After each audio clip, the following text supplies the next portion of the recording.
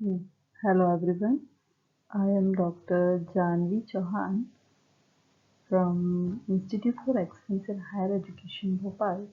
I am here with a lecture on classical mechanics and will be covering the topics constant, their classification and principle of virtual work. Studying these presentation, you will be able to understand the importance and different types of constants, able to find degree of freedom and clearly understand the principle of virtual work. Here, what is the use of virtual work? So starting with constraints. A constant motion is a motion which cannot continue freely. That is, the particle is restricted to occur. मतलब particle एकदम free नहीं होता है, उसमें कुछ conditions apply की जाती हैं जिसके बेसिस पे उसको मूव करना होता है। जो कॉन्स्टेंट्स होते हैं वो दो टाइप्स के होते हैं, एक तो रूल्स और दूसरा एक प्रोसेस ऑफ स्टॉपिंग। जैसे कि आपका ट्रैफिक कंट्रोल होता है, इस तरीके का एक प्रोसेस पूरा होता है। Thus, by imposing constants on a mechanical system is to simplify the mathematical description. Here you can see an example is shown by a moving particle on a circular motion. A particle is bound to move along the circumference of this ellipse only. So constants are just conditions that are imposed on the motion of particles that will rule the motion of that particular particle. Mostly, constants are written as mathematical relations which are satisfied by coordinates of particle at any time. They are the number of coordinates required to mention the configuration of a system. ठीक है, basically जो classification है constant का वो चार तरीके से किया गया है। First is time, velocity, form of equation and then work. तो on the basis of time, जब अपन टाइम की बात करते हैं, टाइम कांस्टेंट की बात करते हैं, तब दो तरीके से उन्हें डिवाइड किया गया है। पहले होते हैं सेलेनोमिक, दूसरे होते हैं रियोनोमिक।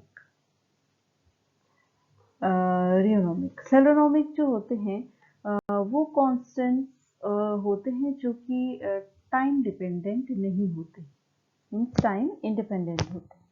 रियोनोमिक जो होते हैं वो टाइम डिपेंडेंट होते हैं। जैसे सेलेनोमिक का एग्जांपल दिया हुआ है यहाँ, रिजिड बॉडी। कोई रिजिड बॉडी है, वो मूव करेगी तो उसका इतना वेट होगा खुद का कि वो टाइम पे डिपेंडेंट नहीं होगी, इंडिपेंडेंट मूव करेगी। जब आप एक स्लाइडिंग व्हील की बात करते हैं किसी भी वायर पे, तो वो जो मोशन होगा वो डिपेंडेंट, टाइम डिपेंडेंट मोशन होगा। Next type is velocity constant. जब आप वेलोसिटी कांस्टेंट की बात करते हो तो हमें दो तरीके से डिवाइड करते हैं कांस्टेंट्स को। The number one is holonomic and second is non holonomic. Holonomic means a constant relation can be made up of independent of velocity, उनको holonomic बोलेंगे। If constants are not holonomic, these relations are functions of velocity. अगर आप holonomic जो हैं उन्हें आप velocity independent बना पा रहे हैं, किसी भी constant को velocity independent बना पा रहे हैं तो वो holonomic हो जाते हैं। अगर वो velocity dependent नहीं है या वो holonomic नहीं है तो वो non holonomic हो जाते हैं। हॉलोनोमिक जो होते हैं उसका एग्जाम्पल है cylinder rolling without sliding on incline, मतलब धीरे धीरे मूव कर रहा है वो, मतलब वेलोसिटी पे डिपेंडेंट नहीं है। स्फीयर जब रोल कर रहा है इंक्लाइन तो वो वेलोसिटी डिपेंडेंट है।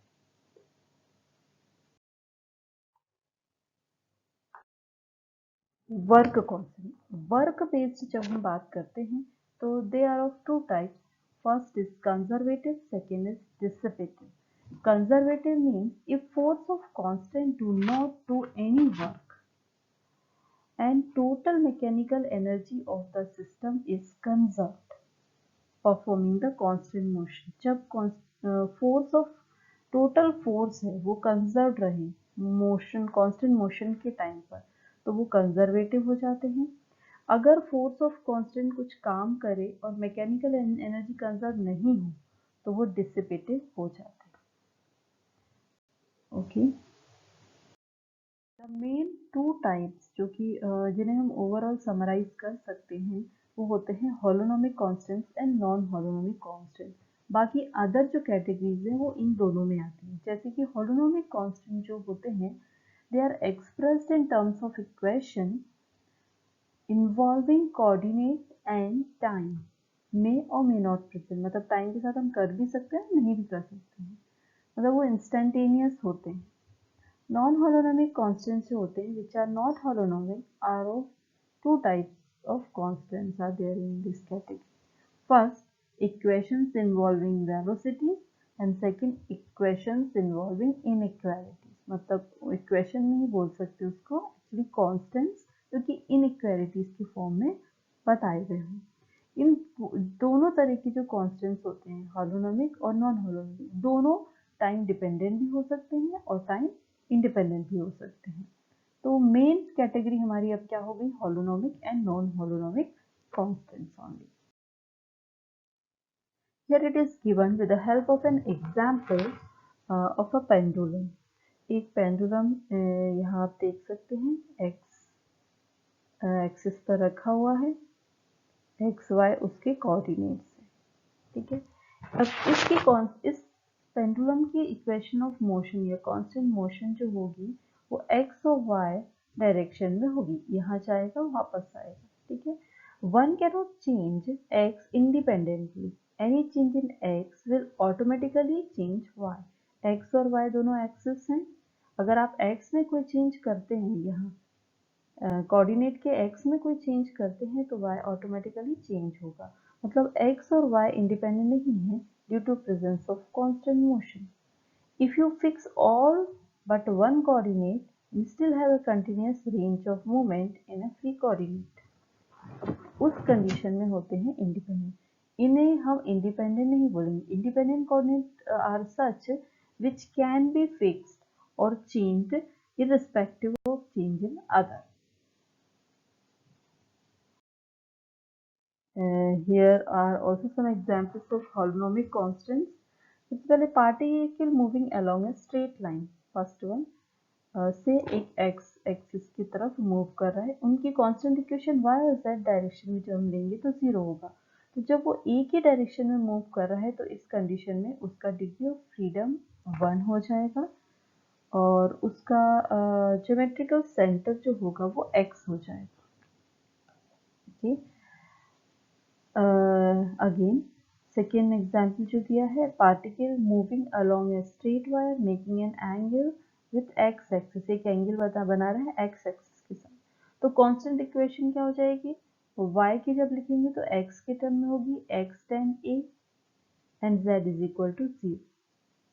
यहाँ भी वो एक ही डायरेक्शन में मूव कर रहा है, इसलिए उसका जो डिग्री ऑफ फ्रीडम होगा वो क्या होगा, वो 1 होगा। Degree of freedom upon next slides में पढ़ेंगे, आगे कमिंग स्लाइड्स में। And this is the most important example of holonomic constant, that is Edwards machine. Edwards machine एक पुल्ली होता है जिसमें दो वेट को आप हैंग करते हैं N1 and N2. This is the length of Z1 and Z2 the length of wire इसमें N1 और N2 वेट हैंग्ड अप। इसकी constant equation Z1 plus Z2 plus GA. G is the gravity and A is the diameter. x1 0, y1 0, x2 0, y2 0. Axis है नहीं तो degree of freedom 1 हो जाएगा और generalise coordinate जो है वो Z1 एंड Z2 हो जाएंगे। इस केस में भी जनरलाइज कोऑर्डिनेट्स जो हैं वो x और y हैं, दो coordinates.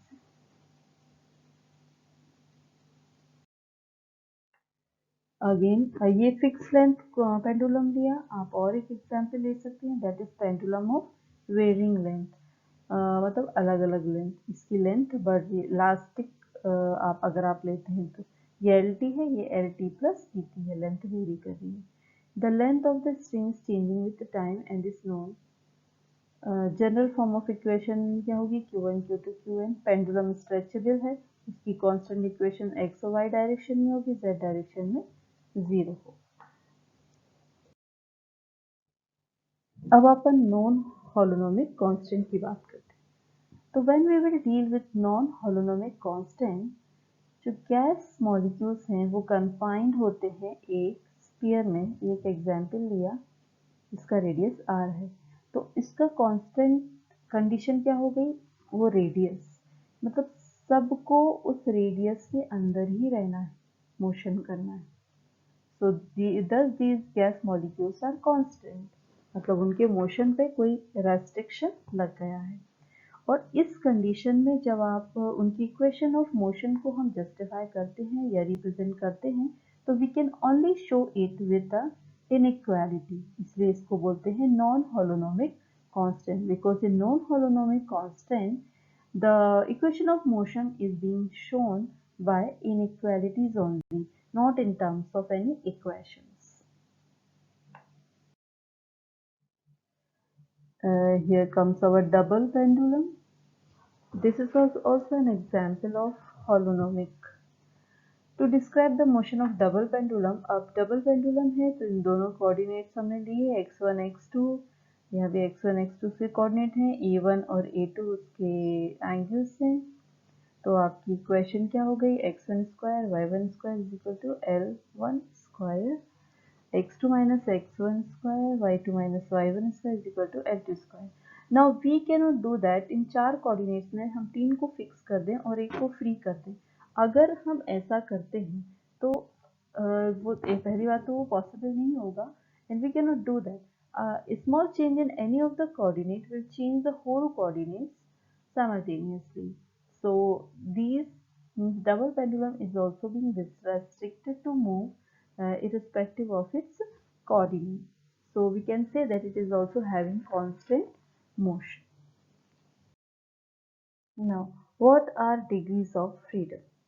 So the minimum number of independent variables or coordinates that are being required to specify the position of a dynamical system is known as degree of freedom, कि कितने तरीके से हम उसे मूव करा सकते हैं।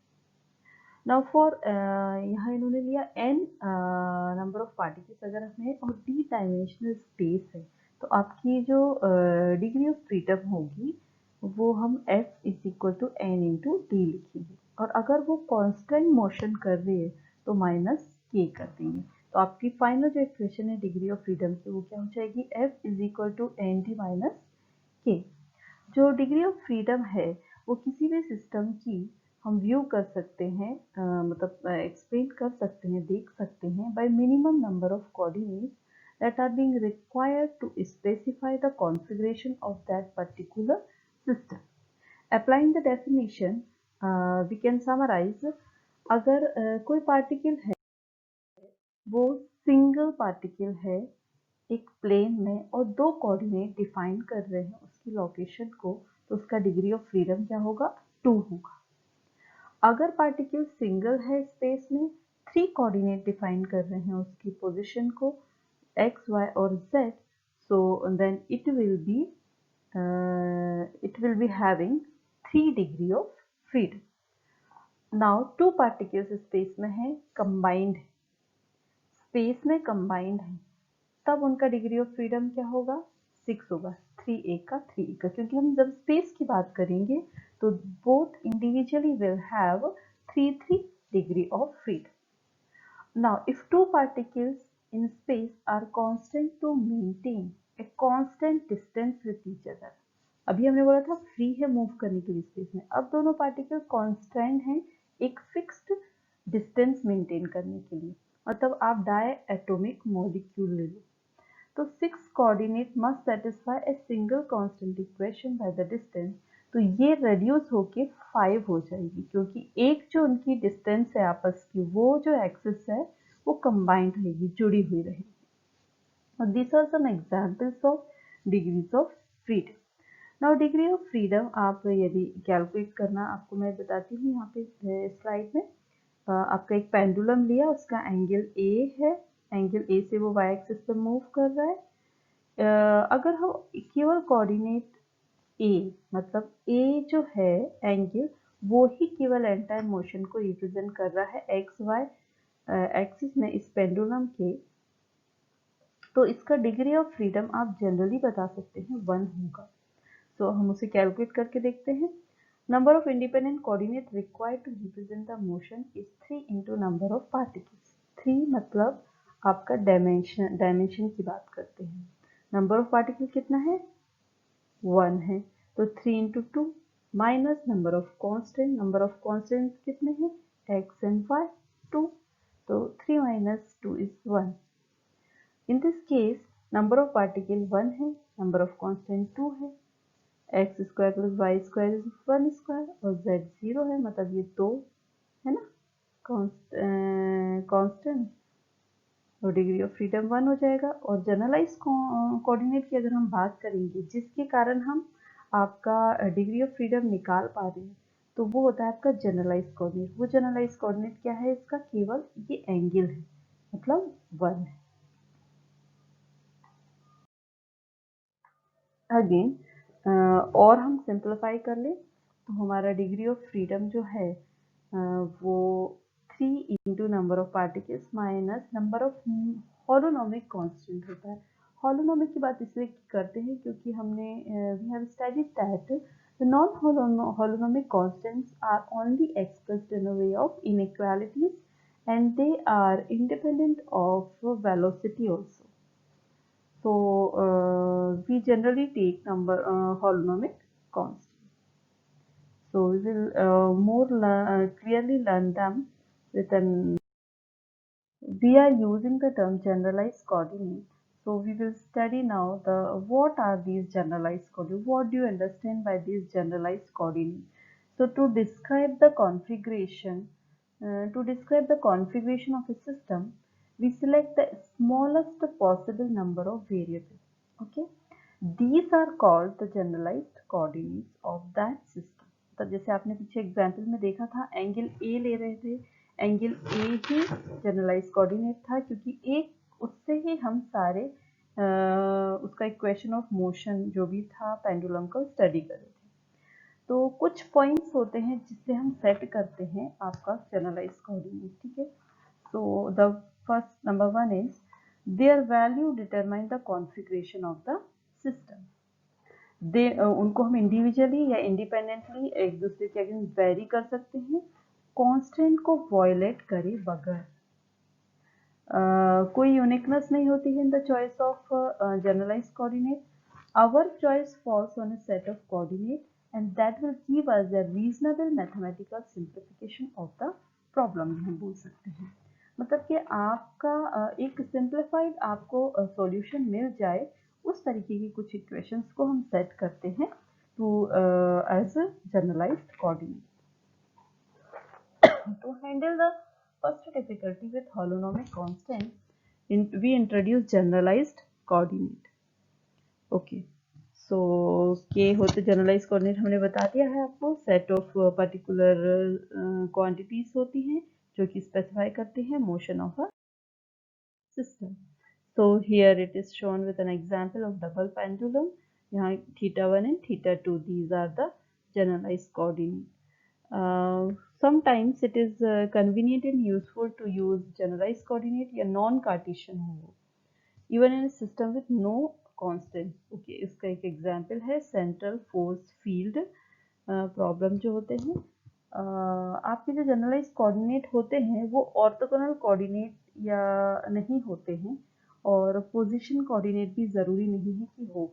Every time we should use X axis and Y axis the length या motion in the X axis and Y axis as our coordinate system. Okay, now non holonomic constant के जनरलाइज कोऑर्डिनेट होते हैं।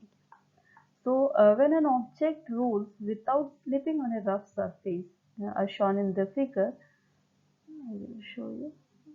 As in the figure, in this figure, what kind of coordinates we need to describe its motion? सबसे पहले तो हम ये देखेंगे। So as we all know, जब आप इस इसका मोशन बताना चाहते हैं तो पहले तो इसका खुद का मोशन होगा, बॉडी ओरिएंटेशन होगा, उसके एंगुलर कोऑर्डिनेट होंगे, कुछ पर्टिकुलर एंगल होगा, ठीक है। And second coordinate to describe the location of the point of contact. इस पॉइंट ऑफ कांटेक्ट, जो पॉइंट ऑफ कांटेक्ट है सरफेस का और उस बॉडी का, वो होगा। मतलब दो कोऑर्डिनेट सिस्टम होंगे। तो कांस्टेंट हमारे coordinate can not reduce, coordinate को हम कम नहीं कर पाएंगे कांस्टेंट लगा के इस कंडीशन में, नॉन होलोनोमिक के केस में। इसलिए हम मोस्टली होलोनोमिक का केस लेते हैं। नॉन होलोनोमिक कांस्टेंट है वो हायर ऑर्डर डेरिवेटिव या इनइक्वालिटी के फॉर्म में, ये मैं बता चुकी हूँ। इसलिए होलोनोमिक कांस्टेंट आर प्रेफर्ड। और कोई general method to treat problems with non holonomic constant अभी तक डेवलप नहीं हुआ है बहुत अच्छे से। उन्हें केस बाय केस बेसिस पे उन्हें अलग अलग तरीके से, हर केस अलग होता है नॉन होलोनोमिक होलोनोमिक का केस करने का, सॉल्व करने का। तो जनरलाइज कोऑर्डिनेट के कुछ एग्जांपल्स हैं, जैसे कि ये डबल पेंडुलम हमने पीछे देखा था उस एग्जांपल में, वैसे ही हमने यहाँ भी लिया a1 a2 उसके दो कोऑर्डिनेट लिए। तो नंबर ऑफ कांस्टेंट क्या है, 4 हैं। z1 इज 0, z2 इज 0, ये दो इक्वेशंस हैं। तो आपकी डिग्री ऑफ फ्रीडम कैसे निकालेंगे आप, 3 into number of particles minus number of constant. आपके नंबर ऑफ कांस्टेंट कितने हैं, 4 हैं।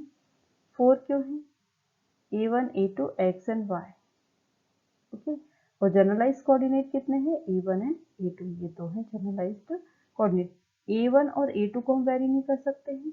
अगर हमने a1 को वेरी किया तो a2 भी वेरी होगा, x को वेरी किया तो ये दोनों वेरी भी होंगे, y को वेरी किया तो ये दोनों वेरी, मतलब चारों रेस्ट्रिक्टेड है। तो generalise coordinate a1 and a2 है, डिग्री ऑफ फ्रीडम आपका 2 है इस केस में। जनरलाइज कोऑर्डिनेट होते हैं, वो जरूरी नहीं होता है कि एक डिस्टेंस हो, जरूरी नहीं होता है कि एंगल हो, and it is also not required that कि वो एक coordinate system. In analytical mechanics the term generalized coordinate refers to the parameters that describe the total configuration of the system. ये पैरामीटर्स जो होते हैं वो यूनिकली डिफाइन होते हैं। और उसी तरह हम generalised velocity time derivative coordinate की फॉर्म में पढ़ते हैं। जो जनरलाइज कोऑर्डिनेट की कुछ प्रॉपर्टीज हैं, वो इंडिपेंडेंट होना चाहिए, कंप्लीट होना चाहिए और होलोनोमिक होना चाहिए। अभी हमने देखा कि होलोनोमिक कांस्टेंट से ही डिफाइन कर सकते हैं हम किसी भी उसका मोशन पार्टिकल का, या किसी भी सिस्टम का मोशन, किसी भी रिजिड बॉडी का मोशन। इसलिए हम यहाँ पर ले रहे हैं कि वो ये तीन मेन कंडीशन जो है, इंडिपेंडेंट होना चाहिए, कंप्लीट होना चाहिए और होलोनोमिक होना चाहिए। इसमें होलोनोमिक है, नॉन होलोनोमिक नहीं है। So what is the meaning of complete? Complete means capable to describe the system configuration at times. In other words, capable of locating all the times, all the parts. हर समय वो सारे parts को describe कर पाए। और generalise coordinate है, वो ज़रूरी नहीं है कि कार्टेशियन हो या कोई स्पेसिफिक कोऑर्डिनेट सिस्टम बिलोंग करें। ये कुछ एग्जाम्पल हैं। पहला एग्जाम्पल हमने लिया generalise coordinate of rigid body. Rigid body का 6 होता है। 6 कैसे होता है, 3 ट्रांसलेशन और 3 rotation, total 6 generalise coordinate, sorry 6 उसका डिग्री ऑफ फ्रीडम होता है। तो समराइज कर सकते हैं हम अपनी स्टडी को। अपना कांस्टेंट जो होते हैं वो दो टाइप्स के होते हैं, ये टाइम डिपेंडेंट होते हैं, ये टाइम इंडिपेंडेंट होते हैं। इनइक्वालिटीज के फॉर्म में रिप्रेजेंट किया जाता है, इन्हें टाइम इंडिपेंडेंट बनाया जा सकता है। सो डिग्री ऑफ फ्रीडम क्या होते हैं, number of independent coordinate required to completely specify particle configuration at all the time.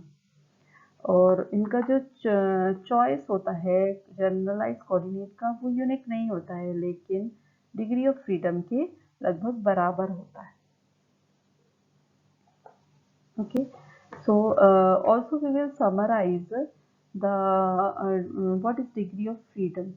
सो और कांस्टेंट, सो कांस्टेंट्स जो हैं, जैसा कि हमने पढ़ा, are not only integers with the solution of problem in the coordinates, they are no longer independent but are associated with the force, total force जो है उसके साथ associated रहते हैं और वो रेस्ट्रिक्ट करते हैं किसी भी बॉडी के मोशन को।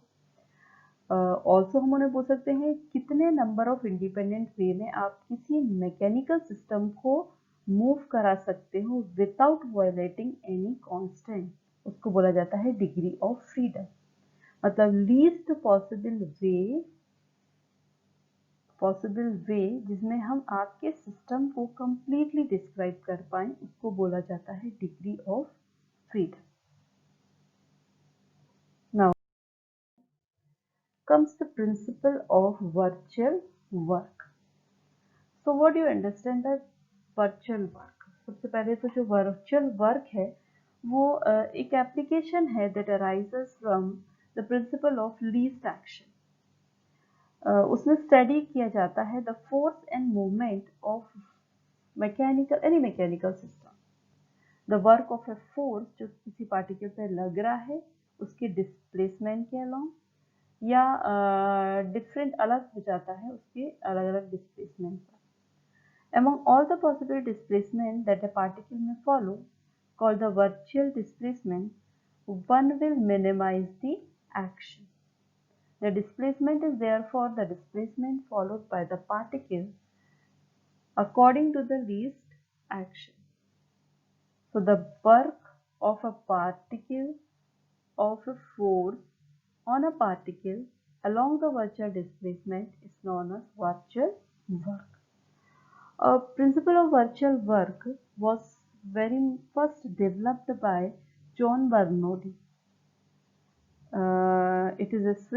He was a Swiss mathematician and belongs to Bernoulli family. His son was also a very big contributor to the classical mechanics. Now, virtual work is a procedure for computing a single component of deflection at any point on a structure. Or we can say the force is called a dummy force. किसी भी system पे जब हम force apply करें, but actual में we will pretend to apply force, it is called a dummy force या virtual. Here it is shown that the work and potential energy is equal. ये total energy. The principle जो virtual work होता है is the work done by the real force जो कि act होता है उस virtual displacement है, उस पर एक real force apply हो रहा है, तो जो work हो रहा है उसको हम virtual work बोलेंगे। Virtual displacement होता है, constant displacement होता है जो कि boundary condition को satisfy करता है। अगर कोई पार्टिकल है, रिजिड बॉडी है, सिस्टम ऑफ रिजिड बॉडी है जो कि इक्विलिब्रियम में है अंडर वेरियस फोर्स, उसका कोई वर्चुअल डिस्प्लेसमेंट हो तो जो नेट वर्क डन होगा by the external force during that displacement is zero. कोई एक रिजिड बॉडी हमने लिया, वो इक्विलिब्रियम में है फोर्स की, तो और उसका वर्क, तो जब वो इक्विलिब्रियम में होगा तो उसका जो डिस्प्लेसमेंट होगा that will be known as virtual displacement. तो वर्चुअल डिस्प्लेसमेंट के समय जो नेट वर्क डन होता है वो जीरो होता है। जो प्रिंसिपल ऑफ वर्चुअल वर्क है वो बेसिकली यूज्ड होता है to solve problems involving equilibrium of machine या mechanisms consisting of several members. एक सिस्टम में बहुत सारी जिसमें पार्टिकल्स हो या मशीन्स हो, उसमें हम यूज करते हैं principle of virtual work. Again particle या रिजिड बॉडी या सिस्टम ऑफ रिजिड बॉडी अगर इक्विलिब्रियम है, जैसा कि हमने ऊपर बोला, तो उसकी जो पोटेंशियल एनर्जी होगी, टोटल वर्क जीरो होगा तो एनर्जी भी हमारी क्या होगी, उस पर्टिकुलर पोजीशन पे जीरो होगी। Stability of an equilibrium position को हम सेकंड डेरिवेटिव से निकाल सकते हैं पोटेंशियल एनर्जी के पोजीशन के साथ। Here it is shown the work of a force. Work of a force du F into dr होगा, the work of force F corresponding to the displacement dr. तो ये बताया हुआ है यहाँ, ये एक्सटर्नल फोर्स है ए का ए डैश पर जाने का, तो ये वर्चुअल डिस्प्लेसमेंट होगा। और इसे ए को ए डैश तक जाने के लिए जो वर्चुअल डिस्प्लेसमेंट है वो डी आर है, और जो फोर्स होगा वो वर्चुअल फोर्स होगा।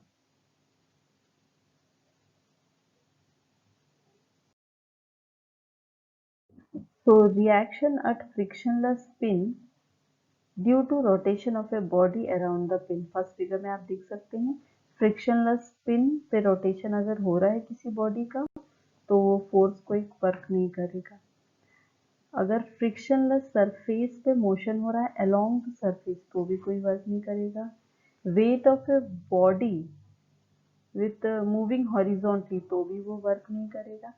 Friction force on a wheel without slipping, friction अगर हो रहा है एक व्हील पे विदाउट स्लिपिंग, जैसे कि आप बी फिगर में देख रहे हैं, तो भी कोई वर्क नहीं होगा। Sum of work done by several force may be zero. इस केस में जो अगर वर्क हो भी रहा है तो सेवरल बॉडीज के थ्रू हो रहा है और वो टोटल जो होगा वो जीरो हो जाएगा। Bodies connected by a frictionless spin, bodies connected by an inextensible cord, या internal force holding together parts of rigid body। Internal forces holding together parts of a rigid body के अंदर जो internal force है जो उसके parts को bind up करके रखती है, उनका सम जो होगा फोर्सेस का वो जीरो होगा, उनके द्वारा वर्क किया हुआ वर्क भी zero. Again, principle of virtual work, where it is shown small virtual displacement लिया dr, तो प्रिंसिपल ऑफ वर्चुअल वर्क क्या बोलता है, अगर टोटल वर्चुअल वर्क फोर्स किसी पार्टिकल पे एक्ट कर रहा है वो जीरो है, इक्विलिब्रियम की बात अगर करते हैं तो वर्चुअल डिस्प्लेसमेंट भी जीरो है, मतलब total virtual work of forces on A particle is zero for any virtual displacement. Rigid body को अगर इक्विलिब्रियम में है तो भी total virtual work external forces पे जो करेगी वो भी जीरो होगा और वर्चुअल डिस्प्लेसमेंट भी जीरो होगा। A system of connected rigid bodies remains connected during the virtual displacement, only the work of the external force leader। अब जब कोई system of connected rigid bodies का सिस्टम है, ये जैसा कि फिगर में दिया हुआ है ए डैश, तो बॉडी कनेक्टेड रहेगी बाय वर्चुअल डिस्प्लेसमेंट, केवल जो एक्सटर्नल फोर्सेस हैं F1 F2 Fn वो हम कंसीडर करेंगे।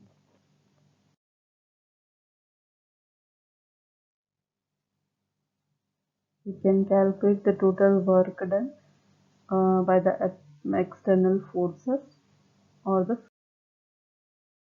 these are the further readings to more clearly understand these topics, and if you go through these Goldstein या classical mechanics by Agier, you will more clearly understand the topics. Now you can assess yourself. So first is constants that can be expressed as equations of coordinates and time, that is by an expression of the form this are called as। इन्होंने ये बोला constant जिनको हम equation of coordinates और time के form में लिख सकते हैं, उन इक्वेशंस को या उन कांस्टेंट्स को हम क्या बोलते हैं। तो we have to remember the classification of constant here. जैसे कि आपको पता है क्लासिफिकेशन जब हमने किया था तो time, velocity, form of equation and work के फॉर्म में किया था। उसमें जो सेलेनोमिक और रियोनोमिक जो थे दो, वो टाइम कांस्टेंट के अंदर आते थे। So we clearly can understand time constant के अंदर सेलेनोमिक और रियोनोमिक आते थे। यहाँ आप टाइम की बात कर रहे हैं और फॉर्म ऑफ इक्वेशन की भी बात कर रहे हैं। तो टाइम की बात कर रहे हैं इसलिए I think it will be holonomic, क्योंकि आप इक्वेशन की भी बात कर रहे हैं और टाइम की बात कर रहे हैं, क्योंकि लेटर ऑन हमने जब क्लासिफाई किया अपने कांस्टेंट को तो केवल दो टाइप्स में किया, that is holonomic and non holonomic. Non holonomic जो होते हैं वो इनइक्वालिटीज के फॉर्म में एक्सप्रेस किए जाते हैं, ना कि इक्वेशंस के फॉर्म में। Now, Solenomic constants have explicit time dependence, no explicit time dependence, both explicit time dependence and no explicit time dependence, neither, no. So ऐसा बताया था कि do not depends on time. So our answer is B. That is, they do not have any time dependence. The principle of virtual work can be applied to elastic system by considering the virtual work को। अब जब आप principle of virtual work की बात कर रहे हो वो किस पे अप्लाई करें? आप इलास्टिक सिस्टम से बात कर रहे हैं वर्चुअल वर्क को कंसीडर करके।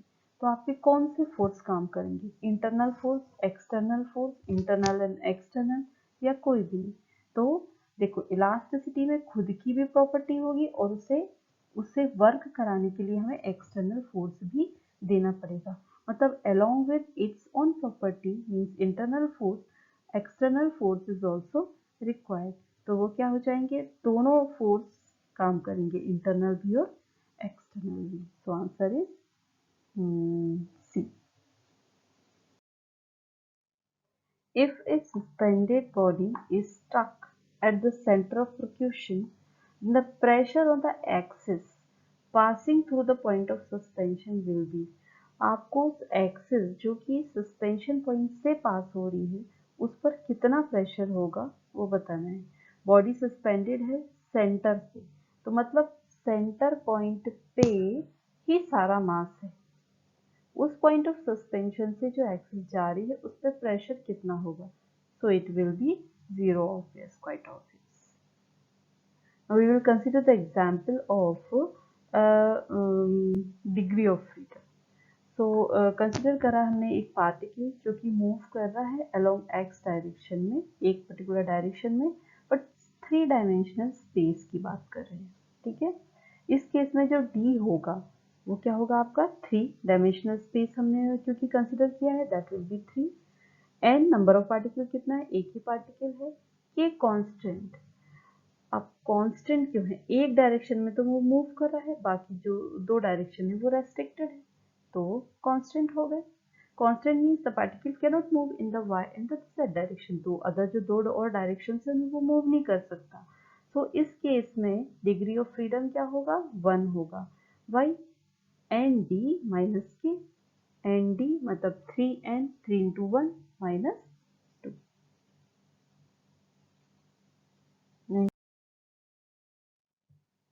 Let us consider another case जहां 2 पार्टिकल्स हैं जो कि फ्रीली मूव कर रहे हैं एक्स वाई प्लेन में। So here we have consider x y plane, मतलब 3 डायमेंशनल प्लेन नहीं है, एक्स वाई प्लेन है, बट 2 पार्टिकल्स है, तो दोनों चीज 2 2 हो गए, डी भी 2 हो गया और एन भी 2 हो गया। और के हमारा रेस्ट्रिक्टेड ही नहीं है, वो 2 पार्टिकल्स है, दोनों डायरेक्शन में मूव कर रहे हैं, 3 डायरेक्शन हमने लिया ही नहीं है, तो के is 0। So here degree of freedom will be 4 because n d minus k, 2 into 2 minus k, तो it will be 4। अब जब हमने ये सब पढ़ा तो we came to conclusion that जो कॉन्स्टेंट्स हैं उनमें कुछ डिफिकल्टीज भी हैं उन्हें पढ़ने में। कांस्टेंट में डिफिकल्टीज आएंगी तो आपके डिग्री ऑफ फ्रीडम में भी आएंगी। जैसा कि कांस्टेंट 2 तरह की डिफिकल्टीज को इंट्रोड्यूस करते हैं। पहला, जब सॉल्यूशन ऑफ जब भी आप किसी मैकेनिकल सिस्टम का सॉल्यूशन निकालते हैं, जो कोऑर्डिनेट्स होते हैं वो इंडिपेंडेंट नहीं होते हैं। क्यों? क्योंकि वो कुछ पर्टिकुलर इक्वेशन ऑफ कांस्टेंट से लगे जॉइंट रहते हैं।